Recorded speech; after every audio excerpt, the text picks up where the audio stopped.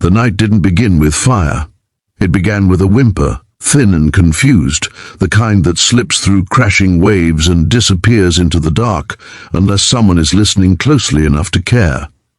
On a quiet stretch of beach where the ocean usually spoke louder than men, a retired war dog lay tangled in rope, ribs heaving, eyes still loyal even as his body failed him. He had survived gunfire, explosions, deserts and mountains, only to be beaten by strangers who laughed as they burned a beach house behind him, never once imagining that the man who owned both the dog and the house had once walked into hell for a living and walked back out. If you believe in kindness, second chances, and the idea that loyalty should never be punished, take a moment right now to like this video, share it, leave a comment, and subscribe to the channel. Stories like this live because people like you believe they matter. The dog's name was Atlas, given years ago by a handler who believed names carried weight and destiny. Atlas had carried plenty. He carried radios through mud, messages through smoke, wounded soldiers across open ground while bullets cracked the air like breaking glass. He learned to read fear on human faces and to ignore it when duty called. But time had slowed him, and retirement came quietly, without ceremony. His handler had died overseas, and Atlas had been passed along until he reached a man who didn't see him as equipment or a weapon, but as a survivor who deserved peace. That man was Ethan Cole, a Navy SEAL who had vanished from the world after his final deployment, trading combat zones for a weather-beaten beach house where the only battles were with memory and the tide. Ethan didn't talk much anymore. The ocean understood him better than people did. Every morning he walked the sand with Atlas, counting steps, counting breaths, grounding himself in the simple fact that the dog was still there, still warm, still alive. Some nights were harder. Some nights the past pressed in so close it felt like drowning. On those nights Atlas would rest his head on Ethan's knee, a silent anchor pulling him back from places he didn't want to revisit. They were two veterans, aging differently but bound by the same unspoken understanding. Survive today, and maybe tomorrow will be easier. The trouble came from inland, from men who didn't know the language of restraint. A small criminal crew had been expanding its reach, laundering money through coastal properties, pushing locals off land that had been in families for generations. The beach house stood alone, stubborn and unclaimed, an eyesore to men who believed everything had a price.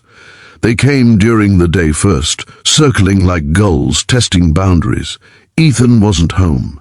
Atlas was in the yard, stiff-legged but alert, a reminder that something here still stood guard.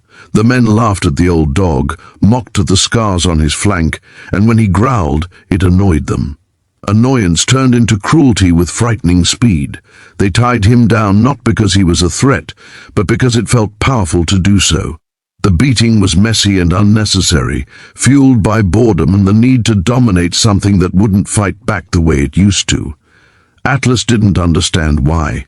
He searched their faces for a command that never came, for a familiar tone that might explain the pain. When they were done, they dragged him closer to the surf and left him there, rope cutting into fur and skin, breath ragged, eyes glassy but still open.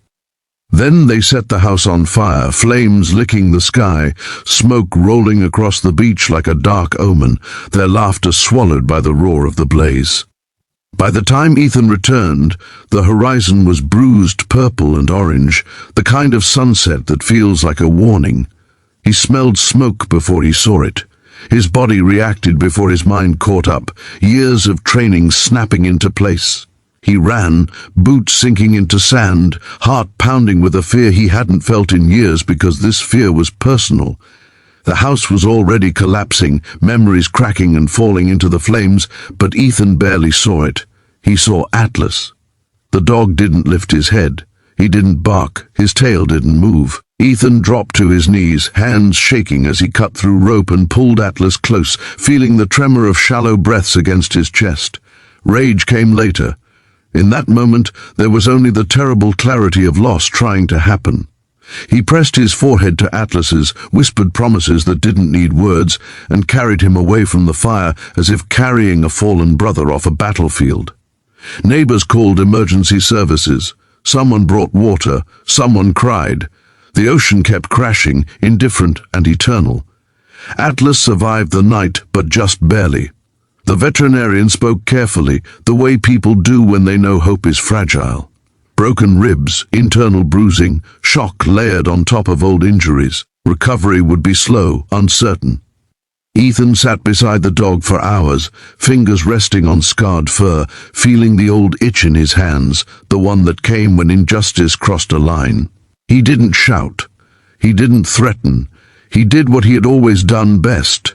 He assessed, planned, and waited. The men who did this believed they were invisible.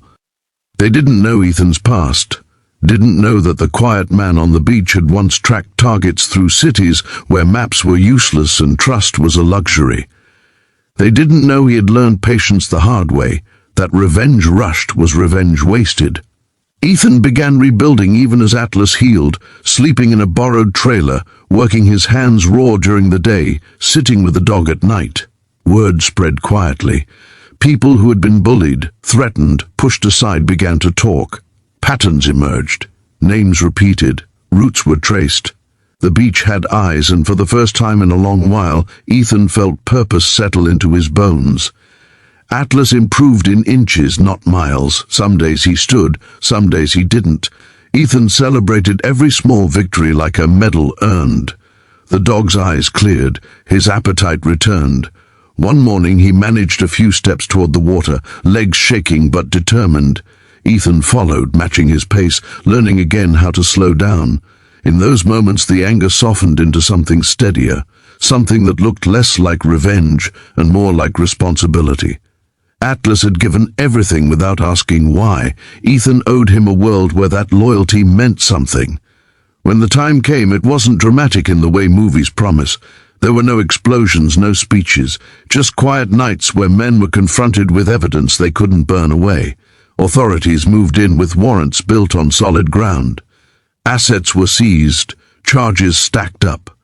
The crew that thought itself untouchable found out how quickly power evaporates when light is shined in the right places.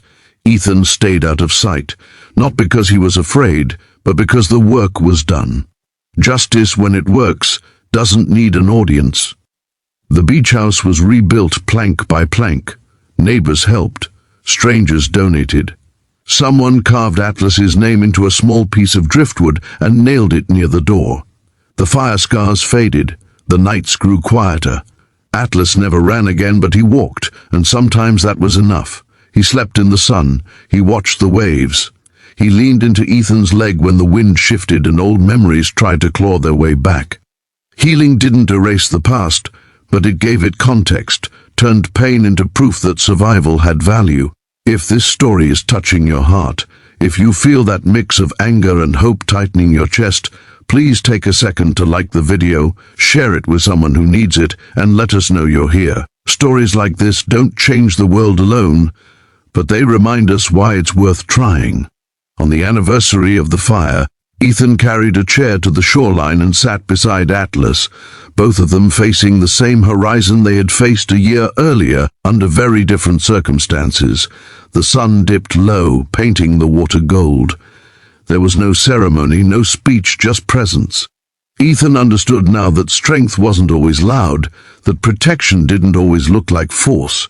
Sometimes it looked like staying, rebuilding, choosing care over collapse.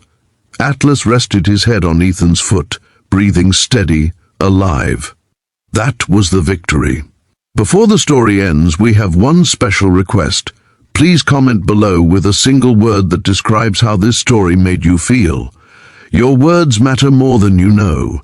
The ocean rolled in, endless and forgiving, washing away footprints but never the truth of what had happened there. A retired war dog found peace. A man found his way back to purpose. And somewhere in the quiet between waves a promise lingered, simple and unbreakable. Loyalty remembered, kindness returned, and the understanding that even after fire, something good can still be built.